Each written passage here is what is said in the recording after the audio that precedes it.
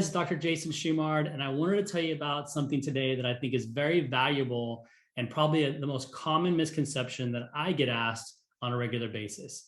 And that is genetics playing a role in your diabetes. Many people believe that, oh, their mom has diabetes or dad, brother, sister, and that's the reason why they have diabetes, because it's some sort of genetic combination there. Well, what's interesting is that what we have found through the research is that your genetics involved really doesn't have a lot of play specifically directly with your diabetic condition, meaning there hasn't been a diabetic gene isolated in science to date that is correlating with genetics. Now, there could be some other combinations of genetics that could be leaving you vulnerable to other problems that could eventually lead to diabetes, but a direct link to diabetes with the diabetic gene has not been found.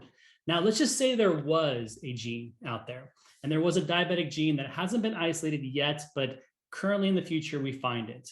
That doesn't mean that you're a lost hope. And that's what oftentimes people believe, that they have this gene and like, well, I've been given a bad bill of goods. There's nothing I can do. And they let that component, that mindset, lead them down a path that there's nothing that can be done. So what happens? Inevitably, they're going to get the condition.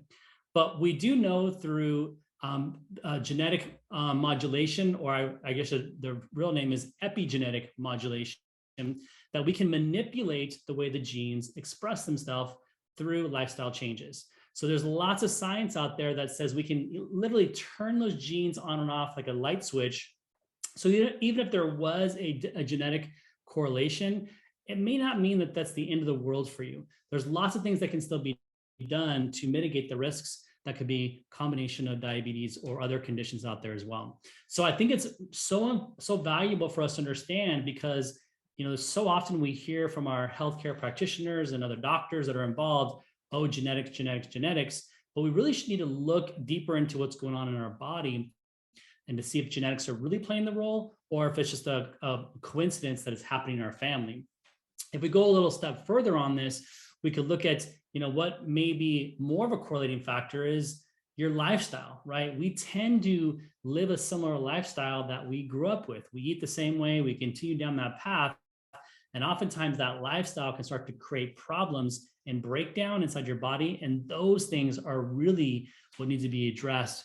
And the genetics are oftentimes the major issue here. So I hope that helps today to really clear that for you, that genetics may not even be a role in your specific diabetic condition, that there's likely some other problems that are going on there, and those need to be investigated. So if there's anything that we can help you with and help you through that process and help you evaluate what's truly going on with your diabetic condition, please reach out to us. We're here to help you out. All right. Hope you guys have a great day. Talk soon.